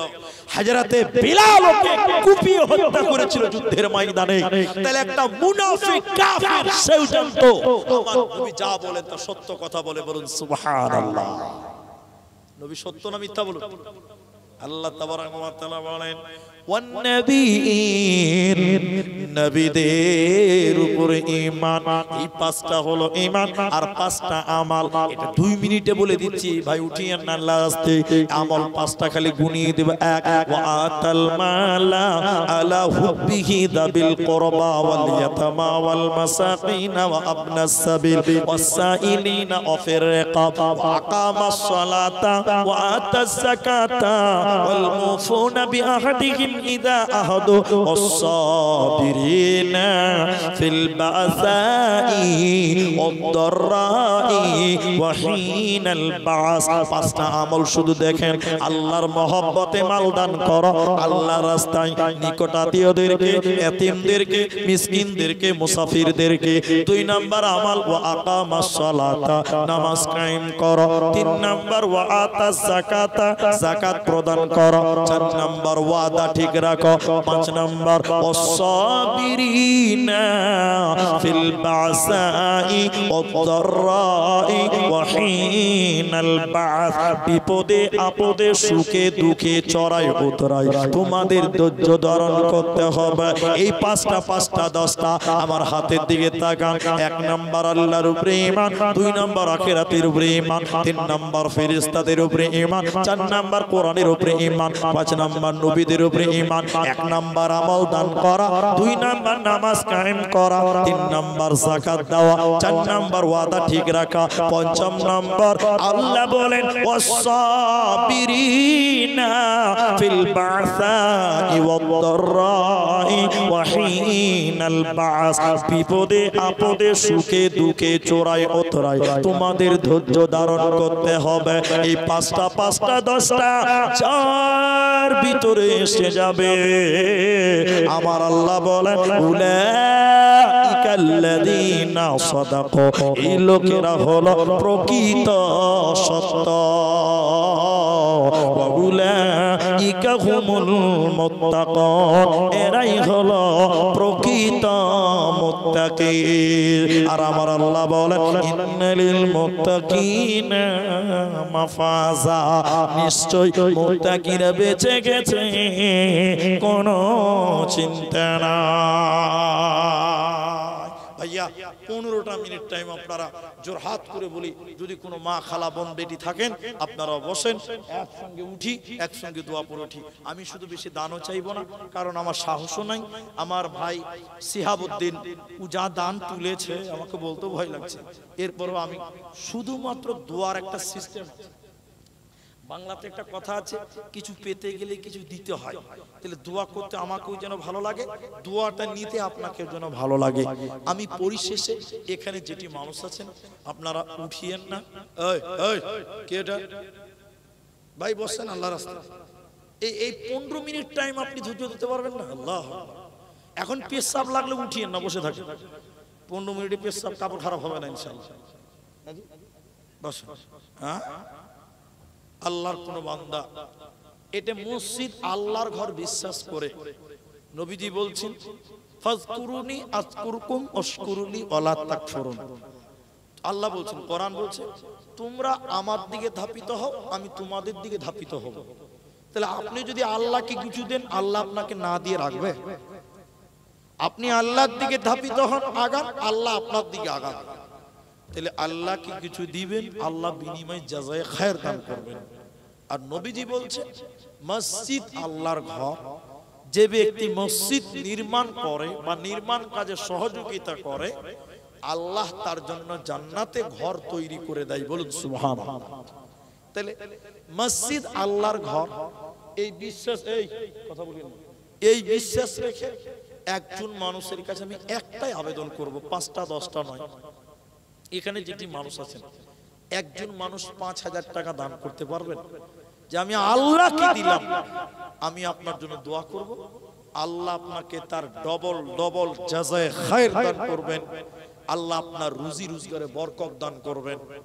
একজন শুধু মানুষ বলেন যে মাওলানা এই মসজিদটার জন্য আমি 5,000 টাকা দিলাম, এই 5,000-এ আল্লাহ কোটি কোটি টাকার জান্নাত আপনাকে দেবেন ইনশাআল্লাহ। আল্লাহ ব্যবসাতে বরকত করবেন, কামাই উন্নতি দিবেন, রুজিতে বরকত দেবেন। একজন মানুষ যদি 5,000 টাকার একটা হাত দেখাতে পারেন, এটি আমি দোয়া করার জন্য সাহস পেয়ে যাব ভাই। একটা লোক 5,000 টাকা দিবেন, এরকম কেউ পারবেন না ভাই? পেছনের সামনে ডানে ভাই যারা আছে, একটাই আমি বলেছি, হাত তুলেন, হাত তুলেন ভাই। আপনি দেবেন? একটা লোক হাত তুলেন। আপনি বিশ্বাস রাখেন আল্লাহর রাজ্জাক, রিজিকের মালিক আল্লাহ। 5,000 দিবেন, কোন দিক দিয়ে আল্লাহ দিবে আপনি বুঝতেই পারবেন না। তাই আমি আচ্ছা আলহামদুলিল্লাহ, কি নাম আপনার? মোহাম্মদ সালাউদ্দিন। বিদেশে খাটতে যাবে, এই তো 2 মাস 1.5 মাস পরে কুরবানি আসবে ইনশাআল্লাহ। তিনি দিয়ে দিবেন সালাউদ্দিন মোহাম্মদ, মাশাআল্লাহ। ভাই আপনার মা বাবা আছে? মা বাবা আছে? আহারে, আমারও বাপ নাই, ওনারও বাপ নেই। বাপ নেই, মা আছে, আমি তার আব্বার জন্য একটু দোয়া করি। আপনারা শুধু আমিন বলেন। আল্লাহ তুমি তার সালাউদ্দিন ভাইয়ের বাবার জীবনের গুনাহ তুমি মাফ করে দাও, বলুন আল্লাহুম্মা আমিন। এই টাইমে আমিন বলে আল্লাহ কবুল করবেন। আল্লাহ ভাইয়ের কামায়ে রুজিতে তুমি বরকত দিও, বলুন আল্লাহুম্মা আমিন। আল্লাহ ভাইজান বাইরে যাবেন, দেশ বিদেশের অবস্থা বর্তমান ভালো নেই, আল্লাহ তুমি বাইরে হিফাজতে রাখিও। আল্লাহ কামায়ে রুজিতে বরকত দিও, বলুন আল্লাহুম্মা আমিন। আল্লাহ 5,000 টাকার বিনিময়ে কাল কিয়ামতের দিন জান্নাত দিও, বলুন আল্লাহুম্মা আমিন। আর কেউ পারবেন ভাই? যদি পারেন আমার সামনে আসেন, আমি দোয়া করিব। এতগুলো লোক আমিন বলবেন। ও বাপজি, বাপজি, ও মুরব্বি, আপনি দিনে এদিকে আসেন, ওদিকে কেন যেছেন না? হ্যাঁ, ও তো ওইদিকে যেছেন যে। মাশাআল্লাহ, সকালবেলা 500 দিবে। যাই হোক, উনি একটা শূন্য কমিয়ে দিয়েছে, তাতে কি অসুবিধা আছে? ইনশাআল্লাহ অসুবিধা নেই। হ্যাঁ ঠিক আছে, না আমরা বুঝেছি যে 500 টাকাই বুঝেছি।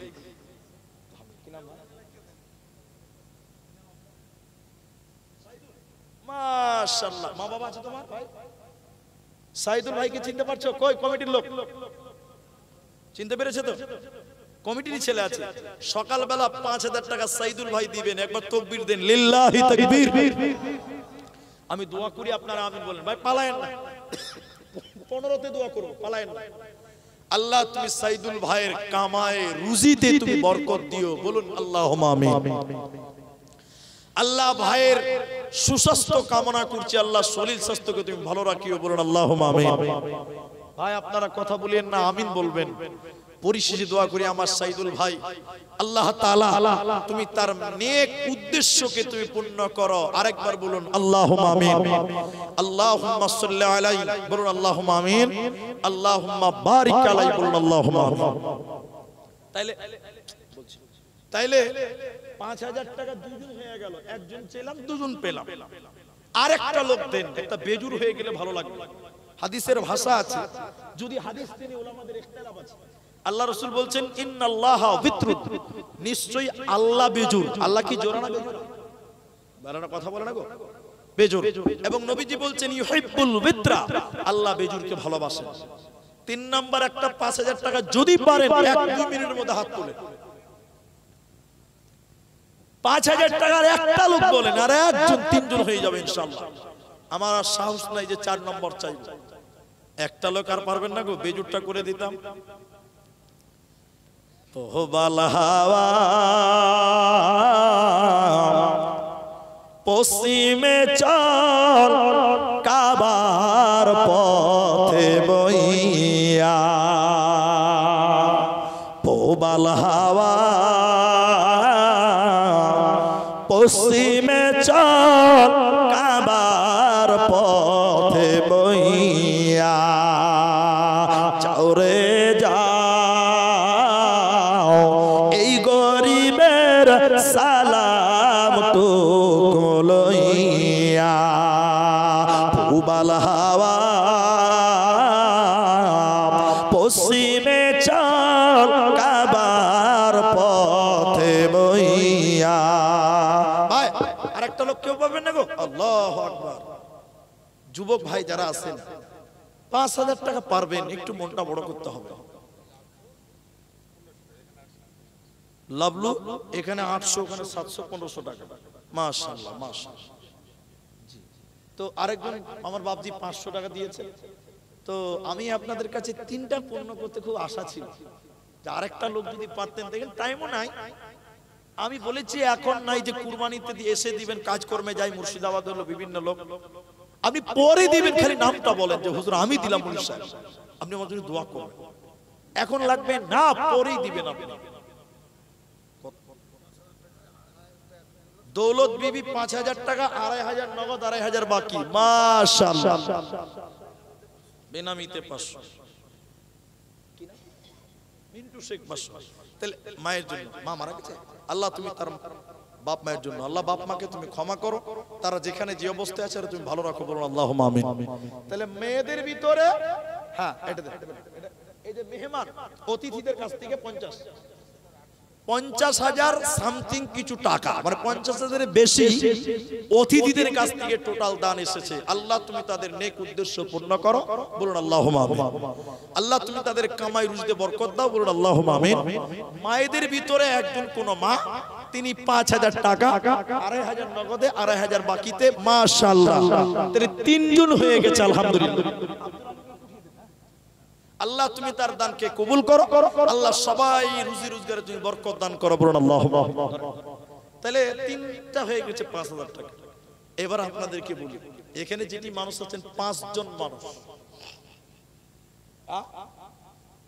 5 জন মানুষ 1,000 টাকা করে দেন, 5টা লোক দেন 1,000 টাকা।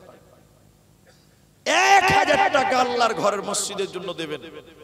এটা তো টাইম লাগার কথা নয় ভাই। 1,000 টাকা দিবেন, এরকম নাম লেখাতে পারবেন না, পরে দিবেন, এখন নাই কাল দিবেন, 1 মাস পর দিবেন। 1,000টা টাকা দিবেন এরকম লোক আপনি, আপনার 1,000 টাকা মানাইছে? শুনে শুনে শুনে 6,000 টাকা। আচ্ছা ঠিক আছে, 1,000 টাকা দিচ্ছে। আর 4টা লোক দেন 1,000 টাকা। বলুন কে আছে, দোয়া করে দিব। 15 হয়নি ভাই। 1,000 টাকা দিবেন, একজন দিলেন, আর 4টা লোকের কাছে আবেদন করে 5টা লোকের কাছে নবীরা কালিয়ার বেশে কঠিন মরুর দেশে মেষ চরাইতেন বনে জঙ্গলায়।